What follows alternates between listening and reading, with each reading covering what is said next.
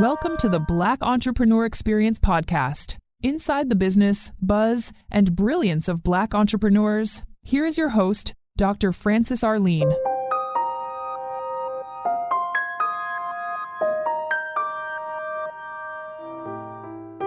Quick note before we get into today's episode. If you're a small home health agency owner, you already know this. Most agencies don't fail because of census. They fail because of continuity and compliance gaps that don't show up until it's too late. I've been working directly with small agencies around continuity planning, compliance readiness, and operational stability, especially owners who are wearing too many hats and don't have a real plan if key people, systems, or processes break. This isn't coaching, and it's not a course. It's hands-on consulting to help you reduce risk and build something that can actually survive audits, turnover, and growth. If that's you and you want to talk, you can find me at drfrancesrichards.com. All right, let's get back to the show. What happens in Vegas goes all over the world on Black Entrepreneur Experience episode number 538. Thank you for joining us as we elevate the Black Entrepreneur Experience by interviewing CEOs, thought leaders, innovative thinkers, and Black entrepreneurs across the globe. I'm your host, Dr. Frances Arlene. Today, we are joined by Amber, Director of Operations at A Different Connection. Amber oversees the organization's day-to-day operations and is passionate about delivering high-quality, person-centered service. We're excited to hear her insight and expertise. Welcome, Amber. Thank you for having me. I've given our audience such a brief bio. Why don't you fill in the gaps and share with our audience what you'd like them to know about you and your company? So, hello, everyone. My name is Amber. I am the founder of A Different Connection. I have a team of about 30 to 35 employees. And what we do is provide services to people who have intellectual and developmental disabilities. I've worked in business most of my career, from management to customer service. I have a master's in healthcare administration from Western Governors. I previously owned a mental health group home, which led me to starting this agency. A friend of mine gave me the suggestion, which I greatly appreciate. Thank you very much. Shouts out to David. And from there, we have grown and been able to positively impact ourselves, our community, from employees to clients to the families that support those employees and clients. Amber, I was looking on your website. It talks about compassionate home care services. What sets you apart as home care services when you think about your agency?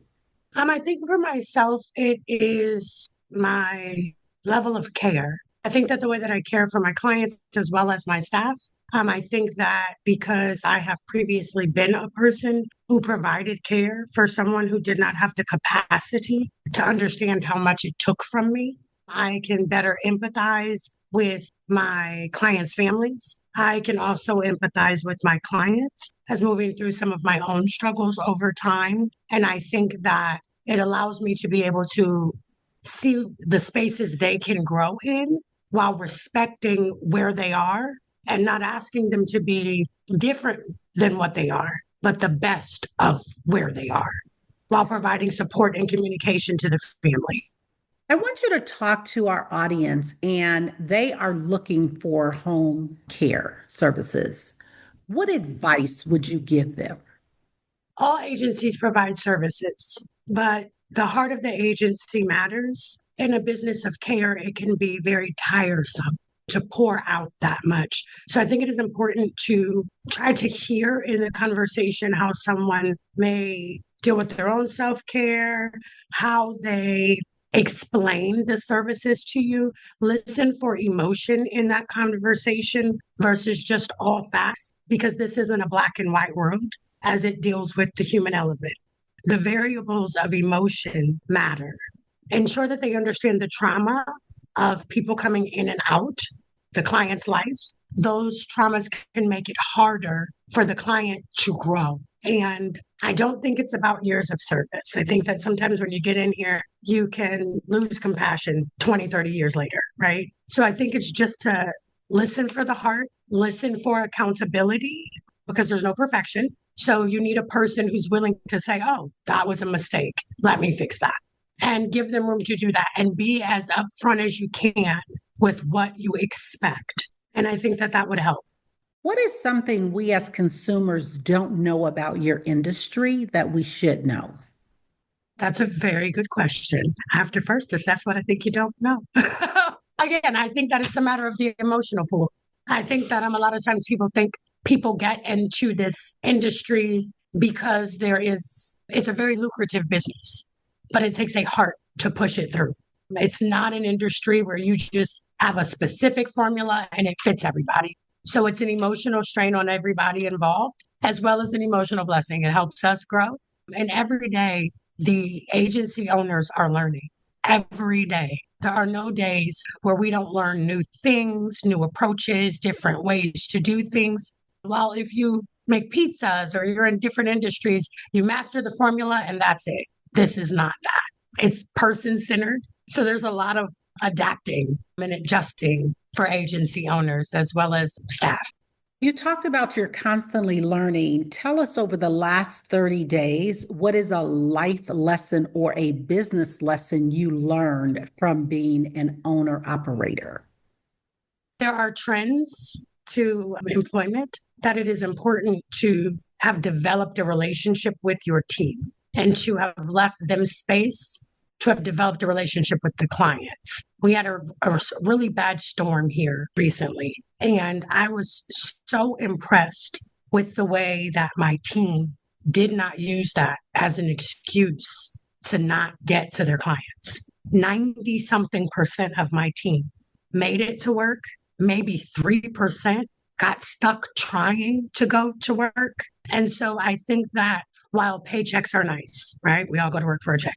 It's important to remember that people work for you and they should feel like they're working with you, not just for you, because there are going to be things that they have to push through too, and times where they want to stay home too. And if you haven't developed a relationship with them, if you micromanage so much that they don't have a relationship with the clients, they'll use excuses to not show up versus reasons to show up. So I think that that was the biggest thing that I was able to see in the past 30 days. I want you to have a monologue and I want you to name this person, living or not, and they've inspired you so much. Who is that person and what are you saying to that person? One would be, her name is Carla. Growing up, she lived very close to us, my grandmother's house. And she was always a respectable woman. She always held herself very poised. And she always gave me the best advice. She didn't talk long, but she talked with quality.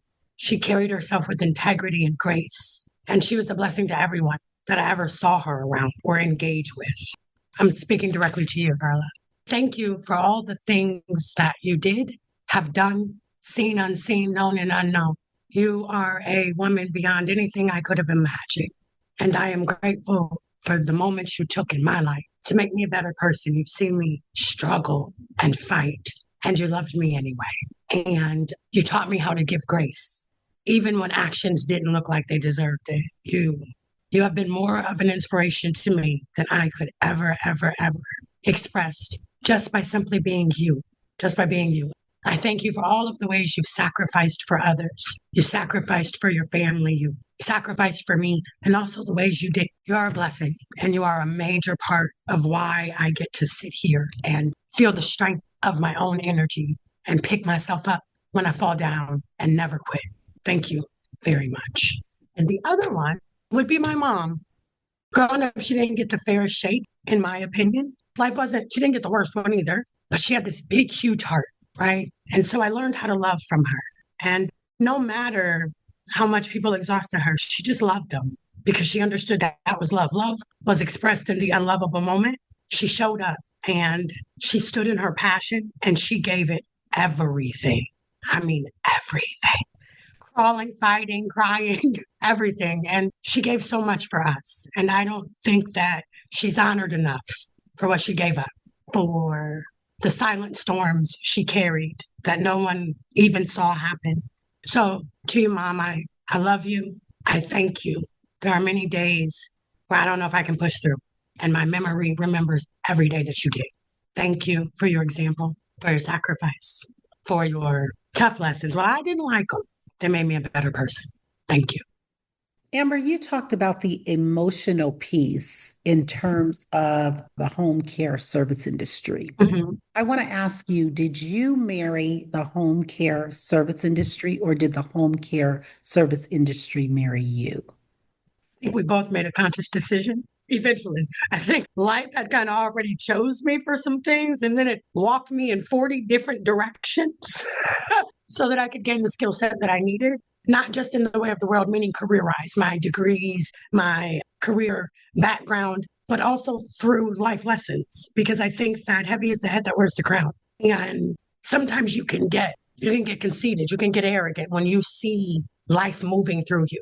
Sometimes you forget that life is moving through you. You're blessed to be in a position where you control and impact people in a certain kind of way. And you need to have certain characteristics to carry that in a way that is beneficial. So I think that life was sure developing Amber because it said, oh, she doesn't know it yet, but she's about to be a director of an agency. So we're going to prune her over here, trip her over there, send her that way. And then I was like, oh my gosh. So I looked at all of the requirements to open an agency, and all I could do was laugh because I overstood that this is what I was supposed to do. I was like, okay, I do. And so we chose each other, but I think it's a perfect match. That's awesome. And let's talk about naming the business, A Different Connection. Why that name, and how did you come about naming the business, the agency? So I chose A Different Connection for several reasons, but first and foremost, I feel in my own life, something rather different covers, protects, and guides me different than I could understand in my little small mind, right? And I'm grateful. And I wanted my business to be an extension of that when it comes into your life, you know something different happened. It's not familiar. It's a care that's not known to you. I wanted people to feel like, oh, wait, while I thought you were like the rest, you're not. And I appreciate your difference. I also wanted it to be a connection hub where you can get resources, where people don't gatekeep. They give the information, they help the community to the best of its ability. So we came up with A Different Connection. And how does Amber make impact daily in her life and business? She does her best to stay balanced internally and leave people room to be human, knowing that life has to teach them things too. And sometimes that's an inconvenience for Amber, but she gives grace while setting boundaries. She does the best to live by the rules that she states. And when she makes mistakes, she takes ownership. So for me, it's about being an example of progress and not perfection so that people learn to leave themselves room, give themselves the ability to move in grace and to forgive missteps, but keep going. I try to ensure that when my staff look at me, when my children look at me, when strangers look at me, they see a woman who believes in the good of humanity, who believes in a higher power and believes that that power goes before her, and who is highly resilient. And that in their story, life will teach them things too. And sometimes you get knocked down, but it's not to hurt you. Life has to build the muscle. So you get up, dust yourself off, and you keep going with your head high, with new wisdom, and you do the best you can. You talked about life can knock us down and we fall down and get back up. Talk about in business that moment that, whether it's with your current agency or before, that life did a TKO for you. I'll say with when I had my mental health group home, my father and I were working together, but he had a stroke. I lived in a different city. Oh God, right? So here I am trying to keep everything afloat, but life is lifing in my own personal world, which is spilling into business because I'm still learning how to separate my emotions from my choices. So I came home. I'm pouring everything I have left into this business, but I'm realizing I don't have much left. I truly had to humble myself and make the decision that you have to go work on Amber. And I had to close it. And that was the hardest thing. And what do you mean? What? I couldn't believe it. Like I was at a place where I felt like so much had been tore away. And so I'm fighting for this business with everything I have because it's all I got left. And it had to go too. I was like, well, what are you doing? Life, this isn't fair. And it was soul shattering for me. Lots of my friends changed. I mean, as you start to reach your dreams, some of the people don't get to go. That's a hard part. And some things are just the path to your path, and you think they're the path. No, they weren't. But I cried. I did a lot of inner healing and dealing with myself. I didn't go start another business. I took a moment, I went and got a job, worked for someone for some time, and I just did a lot of inner healing because some of the things that were going on in Amber were spilling outside. So for me, that was a big, huge punch to the face. Oh, my pretty little face. But here we are. Life's not trying to hurt you, it's trying to help you. And sometimes that has to hurt, right? Most things hurt when they heal. If nothing else, they itch, right? So that was a very big thing for me in business. I had got my degree and I was so focused on, I'm going to expand this mental health and bring forth my father's vision. And life said, no, you're not. You're going to learn to go have your own. And so I just went with it. And ta-da, here we are, right? Here we are. Amber, what problem exists in the world today that you would like to solve? The lack of compassion for others, the lack of compassion. If I could do all things, it would be that. I think that our world is very busy and we don't get enough time to self-reflect in it. We have companies who care a lot about bottom line and not the individual people who create them. If I could do anything, I would want to help people heal. And I think we would have a better country. I think crime rates would decrease, homelessness would decrease, many other things, drug addiction, mental health issues. A lot of that is simply due to an inability to accept self, to always need outside validation and outside approval. We pick, we poke, we compete, we compare, when each one of us is an individual imprint meant to do an individual thing that impacts the whole world, but we feel unseen. We have to learn how to see ourselves. And that's what I would fix, if anything. And speaking of companies and the bottom line, talk about a company that a brand or a business that you admire and why. So I recently met a gentleman who owns a company called Safe Harbor, and it's an agency just like mine. I admire his humility. I admire the way that he supports his team. He celebrates his team, genuinely cares for his clients and the community. He does so many things at one time. I'm generally amazed by him. I mean, he writes books, he puts on workshops, he's got a heck of a team, he impacts other agency owners, he's a mentor, he's a father. He does so many wonderful things in his community. And I'm just amazed by the way he stretches his 24 hours every day and still means to smile, to be kind to others, to not be arrogant toward any person, no matter their financial position, their job title. He doesn't treat you better because you own three $20 million companies than he treats his client. He treats everyone with decency and respect while impacting his community in a very large way. His services are consistent. He's honest and professional. I could go on for days about this gentleman, but I love his brand. I love the way he represents it and everything it stands for, honestly. And say his name. Carlos.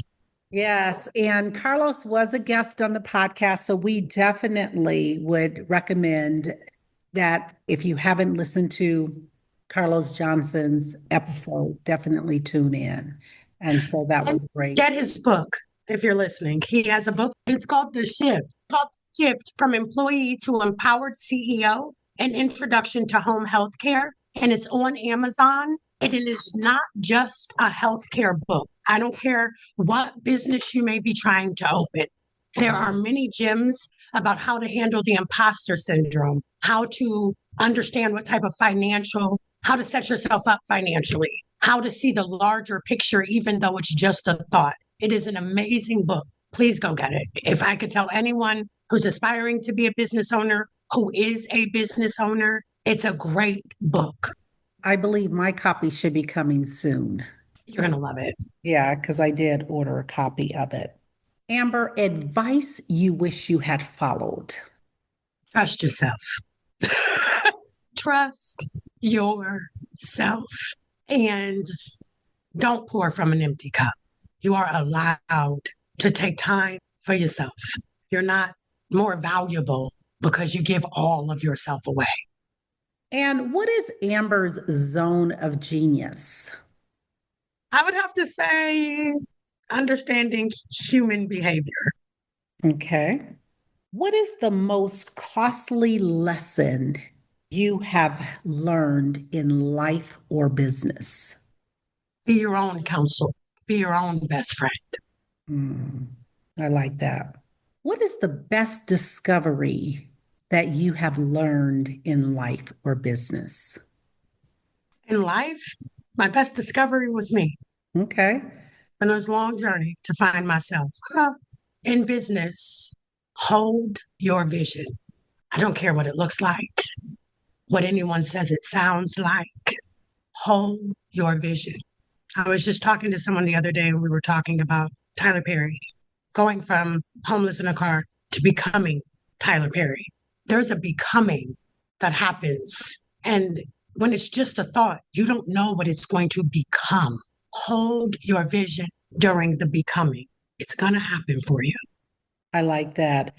Speaking of Tyler Perry, and he's talked a great deal about when you talked about being homeless and his experience.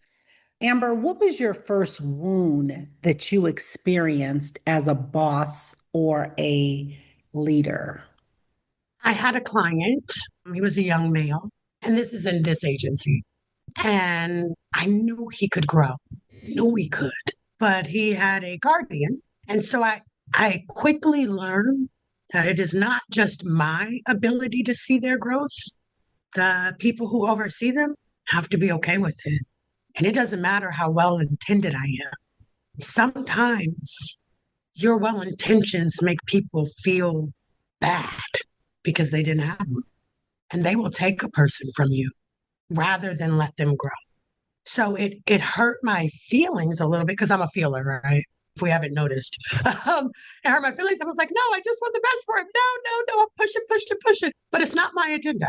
So what I learned was you have to learn how to work with people where they are. Everyone is not you.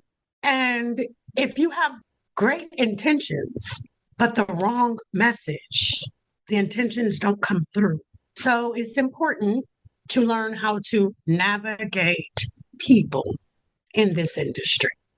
So that was my first wound, really coming to understand that I couldn't want more for him than his guardian did. Literally. Literally. Like, we say that in figurative ways, right? I can't want more for you than you want for yourself. But this wasn't, he wanted what I wanted for him. But there was someone else who was in the way of, and they carried the control. And it was out of my hands. And so in that moment, I learned that there will be aspects of this business that are out of my hands. And sometimes a client that I probably could have helped, I don't get to. Everybody doesn't get to be my assignment. I have to help who I can help and be okay with people being transitioned to someone else. What is your biggest achievement so far in your business? Oh my gosh, we've had so many. I would say creating a team that people like to be on. Like really, like my employees, they enjoy coming to work. They like their jobs. They're happy. As far as clients go, we had a client who was just having a horrible time. It was hard. Nobody wanted to work with him. I mean, nobody. Anytime someone saw you, they'd be like, hey, good luck with that. I'm like, give the man some grace. Been through some things, right? He went from, I had 3 people quit in the same day. So I understood what they were talking about, right? But again, we held the vision. I had a small group, which is still with him to this day. We held the vision for what he could be. And we fought through it with him, through the behaviors, through the attacks. And he went from being the person no one wanted to work with to the person none of my staff want to leave. And so I am highly proud of myself and my team for the work that was put in to help him get to that place. He's very proud of himself, which are things he hasn't said to himself or about himself in years. That would be our biggest achievement as far as clients. But overall, like every single day, there is just another reason that I'm like, go team. All of the most amazing people in the whole world work for my agency. Yes, I'm biased. And what is your biggest challenge in being an entrepreneur? You have to push yourself. So with my team, I'm there, right? If they're dropping the ball, I'm on them. If they're, hey. But when you own it, there is no one who pushes you. The people who push you are a governing agency and you do not want them calling you. So you have to push yourself. It's a lot of staying on top of your P's and Q's. And sometimes, you're going to want to do some of the things you used to do. Like, I don't have the time to be as social as I once was. Some days I'm like, I want to be social. Life's like, not this week or next week. So I think that's for me. Yeah, that would be it. That's what I deal with. That's my biggest challenge, pushing myself. Amber, if someone had to spend 24 hours with you, what is something that the audience don't know about you that they should know about you? I've created a lot of coping skills to deal with my own mind. So where it may look crazy, it's my beautiful crazy, right? My mind can do a lot of things at one time sometimes. And so I create coping skills to deal with that. I am 90% love and light, and some days I have to be quiet. So sometimes, depending upon which day you come, you'll get mostly yay, and then sometimes you'll get okay. Yeah, I'm always kind though, even in my stern way. So I don't know. I would think that I'm constantly self-assessing. I am not hard on myself. I'm not judging myself, but I am always assessing myself. I think sometimes people mistake that. They think that my self-assessment is judgment because I'm responsible for other people. To me, it is very important that I don't spend my day just looking at them. I look at me as well. Let's talk about business continuity. What is your highest risk as a business owner? Expanding too quickly. I think that in this industry that you have to find that fine line. Like, what can you hold and keep your quality of care? My business went boom really quick.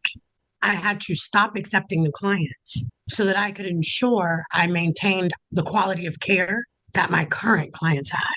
So I think that would have been that was my biggest risk, saying, hey, just pause here. Where maybe someone else would have been like, no, keep bring them on.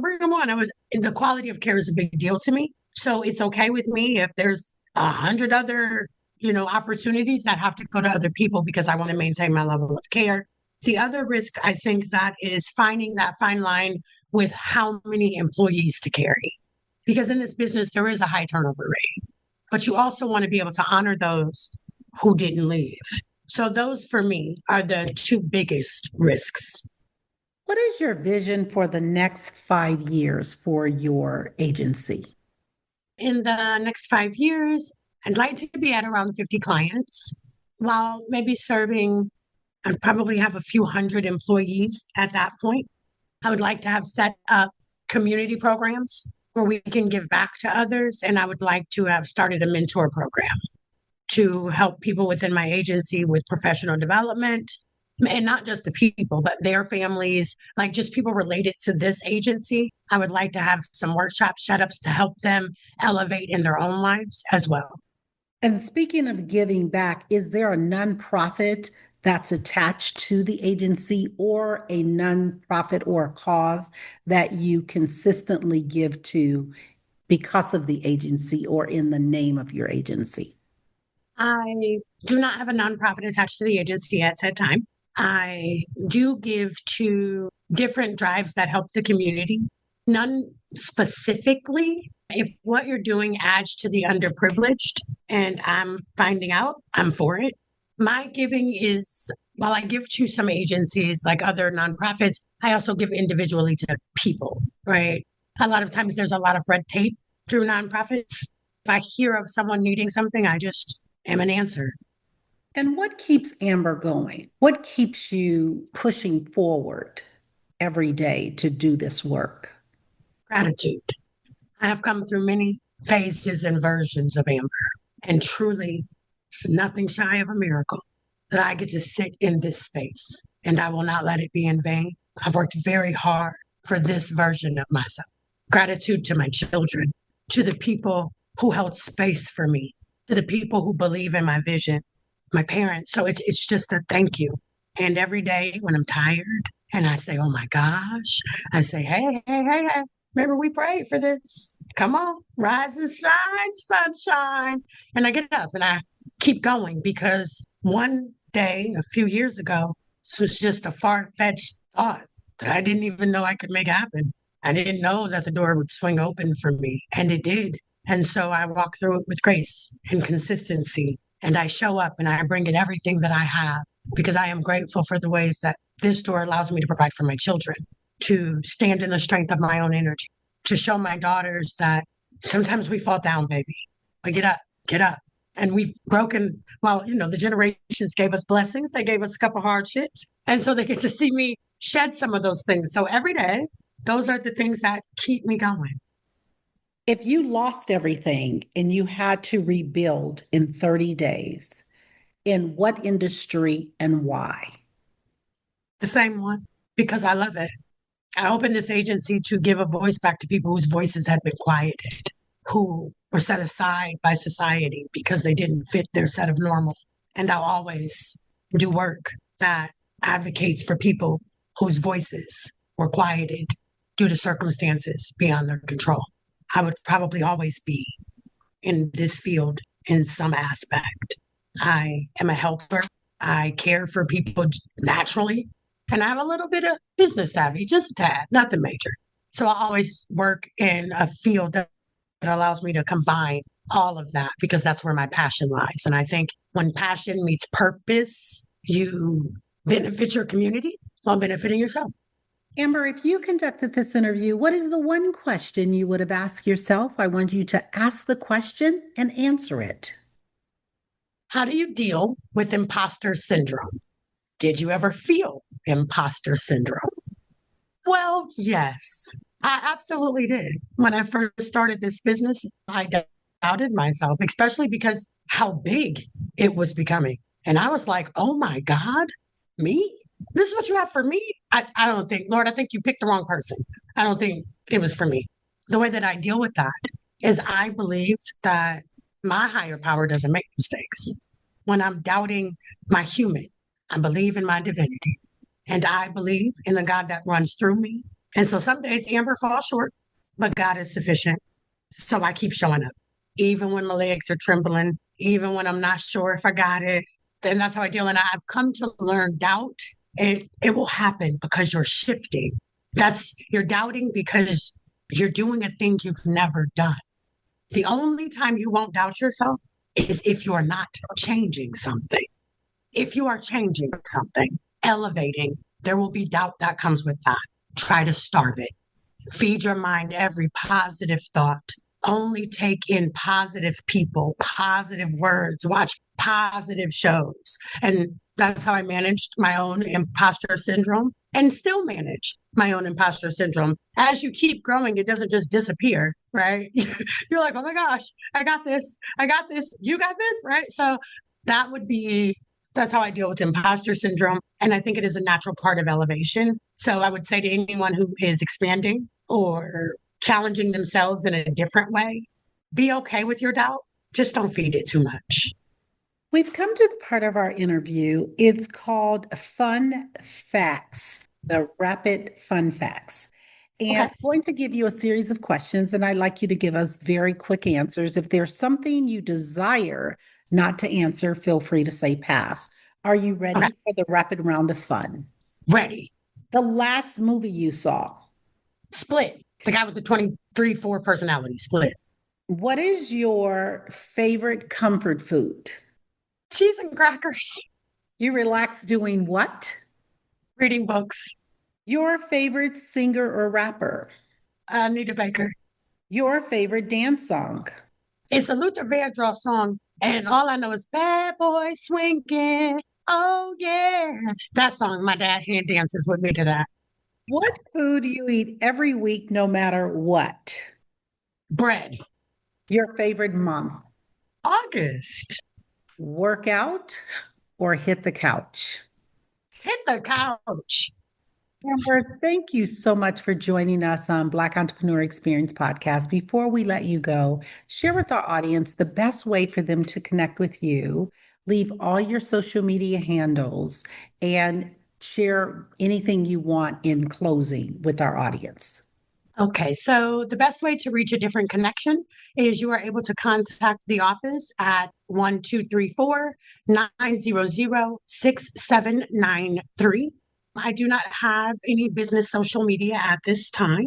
I do have a website, which is www.adcnow.org. You can leave a message or a comment there. And if you do, I will gladly get back with you. If I could leave one last message with you, love yourself, be kind to yourself, but challenge yourself and stay great because you are.